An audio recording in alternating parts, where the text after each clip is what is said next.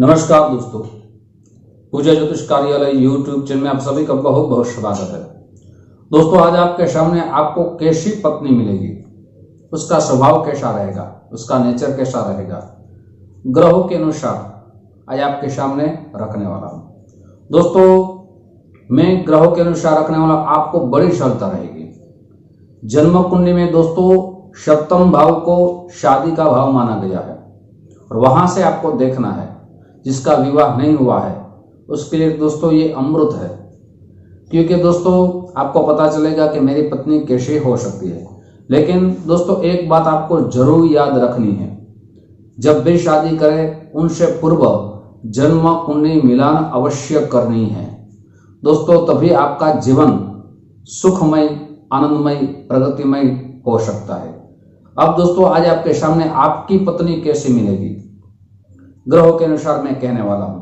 दोस्तों सप्तम भाव में देखें वहां कौन सा ग्रह है और आप दोस्तों पता करें।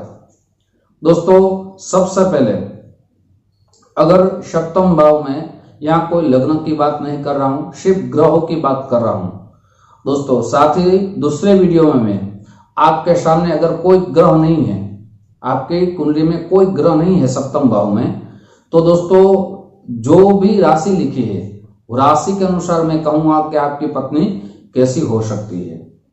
दोस्तों अगर आपकी जन्म कुंडली में सप्तम भाव में अगर सूर्य लिखा है तो दोस्तों आपकी पत्नी का स्वभाव थोड़ा सा कड़क हो सकता है।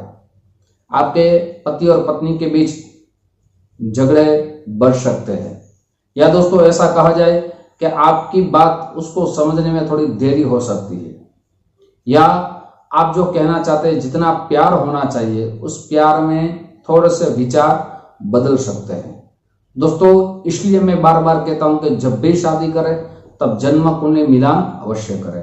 सारे ग्रहों की बात करूंगा दोस्तों आज आपके सामने। उनसे पूर्व मेरी एक छोटी सी गुजारिश है, जो मेरे नए दोस्त है मेरा चैनल देख रहे हैं दोस्तों, अगर इस चैनल को आपने सब्सक्राइब नहीं किया एक बार जरूर सब्सक्राइब कर लीजिए। साथ ही वीडियो आपको पसंद आए तो जरूर लाइक का बटन दबाइए। ये वीडियो अपने दोस्तों में ज्यादा से ज्यादा शेयर कीजिए, वो भी ये सुंदर जानकारी प्राप्त कर सके। साथ ही दोस्तों बेल बटन, घंटी का बटन जरूर दबाइए, मेरे सारे नए वीडियो की जानकारी सबसे पहले आपको प्राप्त हो।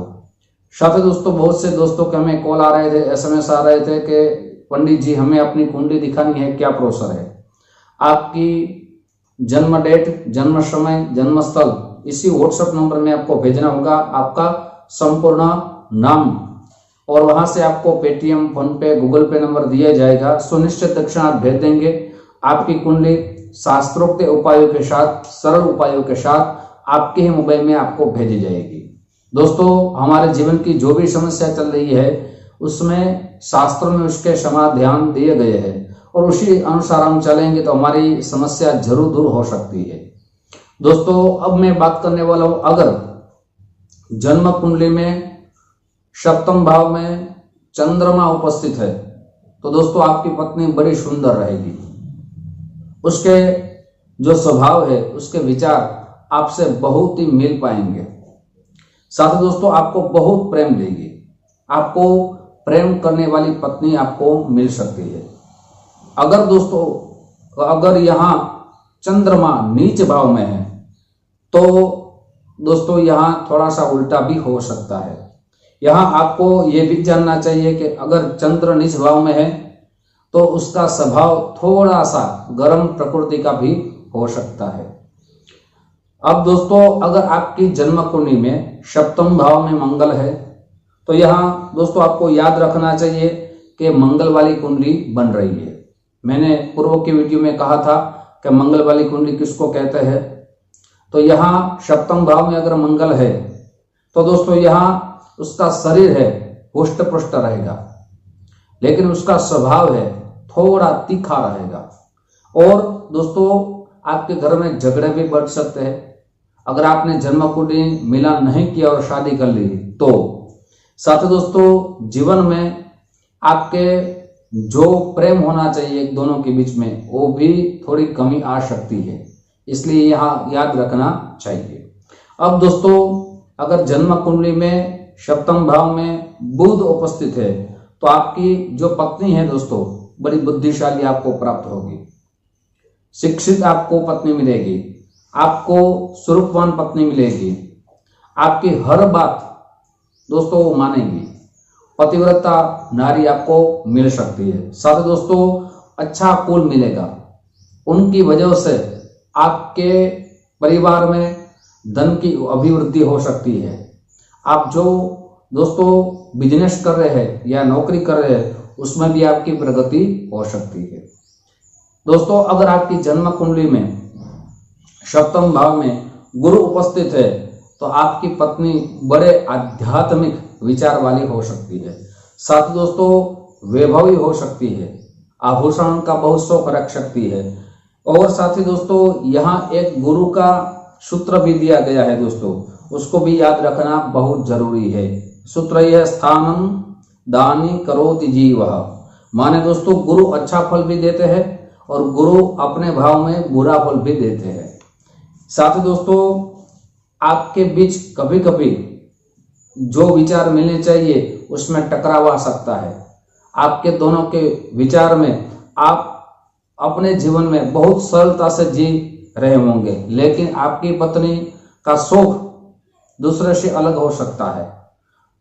घूमने का शौकीन हो सकती है या खाने के शौकीन हो सकती है। दोस्तों ऐसे शौक उसके जीवन में प्राप्त हो सकते हैं, इसलिए दोस्तों यहाँ भी कुंडली मिलान करना बहुत ही आवश्यक है। अगर दोस्तों आपकी जन्म कुंडली में सप्तम भाव में शुक्र उपस्थित है तो पहला ये कि आपको आपका प्यार मिलने वाला है। मैं क्यों कह रहा हूं दोस्तों, क्योंकि आपको बहुत प्यार करेगी। साथ ही दोस्तों आपको समझेगी, आपके विचारों को समझेगी, आपको परिवार को समझेगी और आपके जो माता पिता है उनकी सेवा करने वाली आपको स्त्री मिल सकती है। उनके आने के बाद आपके जीवन में वैभव भी मिलेगा, समाज में मान सम्मान भी मिलेगा। साथ ही दोस्तों आप जो भी कार्य करें उसमें आपको सफलता भी मिल सकती है और आपके दोस्तों जीवन में आप प्रगतिशील हो सकते हैं। अगर दोस्तों आपकी जन्म कुंडली में सप्तम भाव में शनि उपस्थित है तो दोस्तों आपको श्याम वर्ण पत्नी मिल सकती है। साथ ही दोस्तों आपके अगर शनि सप्तम भाव में उपस्थित है तो आपकी शादी भी थोड़ी देरी से हो सकती है। इसलिए दोस्तों आपकी जन्म कुंडली आपको जरूर देखनी चाहिए। अगर दोस्तों आपकी सप्तम भाव में जन्म कुंडली में राहु उपस्थित है तभी भी आपको श्याम वर्ण पत्नी मिल सकती है। साथ ही लेकिन अगर आपने जन्म कुंडली मिलान नहीं किया तो अनेक परेशानी आपके जीवन में आ सकती है और पति पत्नी के झगड़े भी बहुत बढ़ सकते हैं और उसका प्रभाव आपके संतान में भी हो सकता है। इसलिए यहाँ आपको जन्म कुंडली मिलान करके आपके आगे बढ़ना चाहिए। अगर दोस्तों आपकी जन्म कुंडली में सप्तम भाव में केतु उपस्थित है तब दोस्तों आपको पत्नी बहुत अच्छी मिलेगी, स्वरूप अच्छा होगा, लेकिन उसके संबंध आपके जीवन में परेशान कर सकते हैं। अनैतिक संबंध अगर रखेगी तो आपके जीवन में अंत समय आपको अलग भी रहना पड़ सकता है। दोस्तों आज मैंने ग्रहों के अनुसार आपको कैसी पत्नी मिल सकती है उसके बारे में पूरी चर्चा की है। साथ ही दोस्तों मेरा पुत्र बहुत ही शॉर्ट वीडियो, सुंदर उपाय रख रहा है। आप अगर दोस्तों वीडियो देखना चाहते हैं तो यहाँ आई बटन आपको दिया जाएगा, वहां से जरूर देखें, अपनी समस्या के अनुसार उपाय करें और अपने जीवन के दोस्तों आप खुशहाल बनाए। साथ ही दोस्तों आपको मैं दो हाथ जोड़ के नम्र प्रार्थना कर रहा हूं कि अगर आपको कोई काम नहीं है तो अपने घर से बाहर मत निकले और अपनी सुरक्षा करें, अपने परिवार की सुरक्षा करें। अभी जो काल चल रहा है, जो समय चल रहा है वो दोस्तों बहुत ही कहा जाए कठिन वाला समय चल रहा है। तो उसमें दोस्तों जो सरकार ने नियम किए हैं और कोरोना की महामारी चल रही है उसके अनुसार नियमों के साथ आप चले और अपनी भी सुरक्षा करें, अपने परिवार की सुरक्षा करें, अपने देश की सुरक्षा करें। दोस्तों ऐसे विचारों के साथ, ज्योतिष की चर्चा के साथ फिर हमारी मुलाकात होगी। आप सभी को दिल से बहुत बहुत धन्यवाद। जय श्री कृष्ण, महादेव हर।